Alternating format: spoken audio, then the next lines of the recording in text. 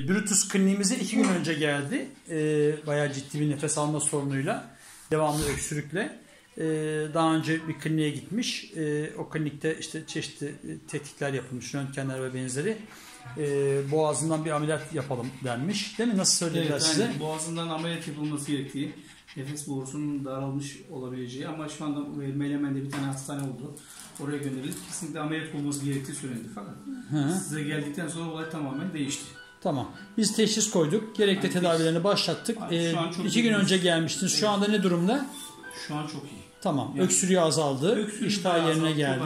Ciddi halde eski neşesine, eski enerjisine kavuştu. Harika. Nefes alma güçlüğü vardı. Bayağı boğulur gibi oluyordu. Evet, boğuluyor gibi oluyordu. Asfiksiye giriyordu. Dilim morarıyordu. Ben hatırlıyorum. Hatta ilk bize başvurduğunuz zaman bir hasta sahibimiz sizi yönlendirmişti. Evet. Bana ilk anlattığı belirtiyle köpek buraya nasıl gelecek diye düşündüm ben. Evet. Ama Allah'tan geldi. Ondan sonra tedavilerini başlattık. Köpeğimiz de rahatladı.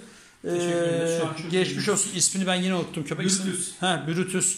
Geçmiş olsun Brutus. O dil hep yan değil mi bunun böyle? Hep öyle. Çizgi film kahramanı gibi, bakın hep dili böyle yana doğru görmeniz lazım. Ben konuşurken tabii strese giriyor. Harikasın. Geçmiş olsun. Öksürük bir şey yok. Nefes alması da rahat.